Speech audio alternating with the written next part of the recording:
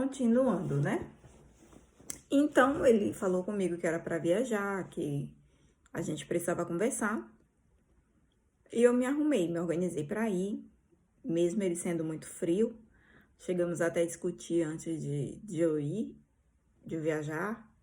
E eu fiquei, você vai ficar me tratando assim? Também não quero ir. Gente, foi o melhor momento que eu tive com Deus, mas eu não gostaria nem de entrar em detalhes, porque foi uma das fases mais complicadas que eu passei. Porque, como eu tinha dito a vocês, na parte do sonho em que havia frieza, foi durante muito tempo. Então, pense, você tá em um país que você não fala a língua, que você não conhece praticamente ninguém, e só tinha seu marido, e seu marido nem aí pra você. Cara, foi duro demais. Só que assim, ao mesmo tempo que foi tão duro, eu via tanta beleza, gente, nas coisas de Deus. Eu comecei a viver um tempo com Deus inexplicável. Eu me fortaleci no Senhor. Eu busquei muito, muito mesmo. Não, tipo, em prol da restauração, mas... E era um caso sério que às vezes parecia que meu esposo, ele estava possuído. Eu sempre escrevia, né? Escrever fazia parte da minha vida naquela época. E eu sempre escrevia o que eu passava no dia, o que estava acontecendo, o que tinha acontecido entre nós, quando brigava, quando fazia as pazes e tal. E eu sempre escrevia. E eu lembro que uma parte eu escrevia assim pra Deus, né? Depois vocês vão entender porque eu tô falando isso. Eu falava assim, Deus, por que meu marido me odeia tanto? Essa é uma das partes que mais dói ainda, porque não que dói hoje, sabe? Que eu sei que Deus sempre esteve comigo ali, mas é muito duro, né? Você escrever isso. Se você escreve isso, imagine o sentimento que não tá dentro de você. E aí eu falava, Deus, por que ele me odeia tanto? Por quê? E tal. Sabe? Eu não tinha nem explicação para aquilo que eu tava passando ali. E aí foi passando. Muitas situações, né? Foi muito repúdio mesmo. Tipo, tá comigo, mas ao mesmo tempo não tá, sabe? Ele tá lá e ficar no celular e eu cá sozinha em uma cidade, em um lugar que eu não conhecia e tal. Tinha vezes que a gente ficava numa boa, mas mesmo assim da frieza, né? Com muita frieza.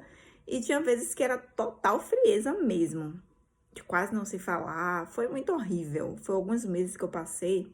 Se eu não me engano, eu fui no mês de maio e voltei em maio, junho, julho, agosto, setembro. Voltei em setembro ou para outubro. Foram uns 3, 4 meses e foi muito duro. No início, quando eu cheguei logo, foi o maior amor, né? Porque ele tava sozinho e tal, aquela coisa, então foi o maior amor. Mas depois, toda a raiva que ele tinha ficado por eu ter deixado ele só na igreja, né? Por tudo. Não que era culpa minha somente, né, gente? Porque ninguém erra sozinho. Então, aconteceu isso. Eu peguei, fiquei lá e tal, e eu falava com Deus, eu digo, Deus, é pra eu fazer o quê? E aí o Senhor me deu uma palavra e me deu um filme. Aí Deus falou assim, ame. Aí eu, meu Deus, como é que eu vou amar uma pessoa dessa? Como é que eu vou amar uma pessoa que só faz isso comigo? Não tem como eu amar ele. E Deus mostra que você ama. E ali, pensa, cara, tinha dias que não dava vontade de fazer comida. Tinha dias que não dava vontade de ter nada com ele. Tinha dias que não dava vontade de fazer nada. E eu fiquei assim, eu digo, meu Deus. É o vento, gente. E eu, meu Deus, sério, e agora? E Deus me dando direção pra eu amar. E Deus me deu aquele filme A Prova de Fogo, lembra? Gente, você só combate o mal com o bem. Não adianta. Se a pessoa te fizer um mal e você fizer o mal, vocês vão rodar e nada vai mudar, sabe? Então, tipo assim, eu comecei a rebater o mal que ele me fazia, ou a forma que ele agia comigo, com o bem. Então, se ele falava grosso, eu falava manso. Se ele era ignorante, eu era calma, tranquila e tal. E sempre foi assim. Tinha momentos também que eu não vou mentir, eu me estressava e tal, sabe? Aí teve uma vez que Deus, isso já próximo de eu ir embora, Deus me deu um sonho. Eu tô falando resumido, gente, pra que vocês entendam. E, tipo assim, tem coisas da minha vida que eu não vou poder expor pra vocês, certo? Foi algo meu que eu passei, mas também pra que vocês entendam que tudo passa e que você, por mais que esteja tendo esse momento de dificuldade, de dor, mas vai chegar um momento também que você vai sorrir, né? Que é o momento que eu tenho vivido hoje. Ainda com algumas lutas, né? Mas eu tenho um sorrido diante de tudo que eu passei. Hoje eu digo pra vocês que eu vivo maravilhosamente bem. E aí, pronto, eu sei que ele pegou. Eu tive um sonho. Deus me deu um sonho com vários demônios, né?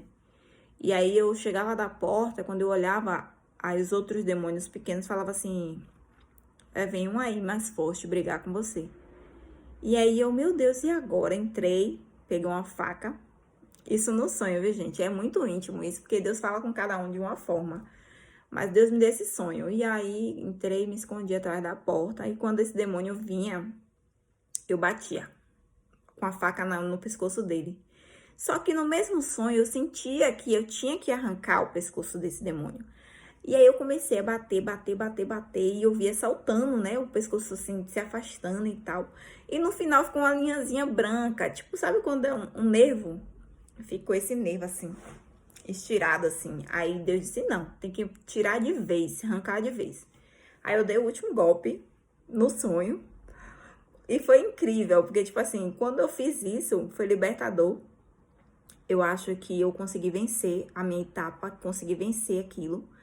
Antes disso, eu tinha tido uma briga com meu esposo e na briga eu falei pra ele, olha, é melhor você comprar minha passagem pra eu ir embora, porque eu não tô aguentando mais, suportando ficar aqui.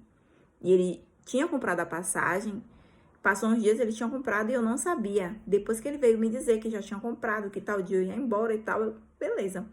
Antes de eu ir embora, que foi quando eu tive esse sonho, uns 3 para 4 dias antes de ir embora, eu tive esse sonho e aí ele mudou. Meu marido mudou totalmente, gente. É como se, sabe quando a pessoa tava assim, carregada assim, e mudou tudo, foi eu. E lembrando, deixa eu te dar um detalhe, que a gente tem que ficar atento a tudo. Nessa casa que a gente morava, tinha morado um casal de brasileiro no ano atrasado. Tudo tem influência. E aí, nessa casa, eles moravam e eles dormiam no quarto em frente ao que eu dormia. Eu sentia uma sensação de que tinha algo ali ruim, gente. Acredite, eu tinha aquilo dentro de mim, que algo tinha ali. E quando foi um dia, Deus me direcionou, comecei a orar para repreender o espírito que estava ali. Depois, isso eu sem saber, depois, a menina que morava embaixo, que tinha uma brasileira no andar de baixo, a menina que morava embaixo falou comigo que tinha morado um casal de brasileiro ali, e que a mulher sofria muito no relacionamento e tal e tal. Então, de uma certa forma, havia uma influência ali, naquele lugar. Pronto, seguindo. Quando foi no dia, antes de ir embora, ele me chamou. Sempre, gente, eu chamava ele pra conversar. Sempre. Ah, você tem que mudar. Ah, você não sei o que. Ah, você tá me tratando assim. Você tá... Era como se ele tivesse assim, ó. Ele não ouvia, não via nada do que eu tava falando. Beleza. Quando foi nesses dias, depois do sonho, ele começou a me procurar. Na verdade, ele me procurou pra conversar. E aí, nessa conversa, ele falou comigo que ele não me odiava. Deus permitiu que ele visse meu caderno, ele leu meu caderno tudo. E no meu caderno eu confessava tudo o que tinha acontecido, né? Como eu já falei. E aí ele começou a ler meu caderno. E nesse caderno tinha tudo, muitas coisas que eu tinha passado lá nesse tempo com ele. E acho que ali foi quando ele conseguiu cair em si e ver tudo que ele tinha feito. E ele falou que não me odiava, que ele ainda estava magoado pela situação do final do ano, mas que ele me amava e tal. E que eu tava indo embora, mas que ele ia estar em oração, que não sei o que e tal e tal. E aí pronto, esses 3 para 4 dias antes de eu viajar foi um amor. Ele foi outra pessoa comigo, né?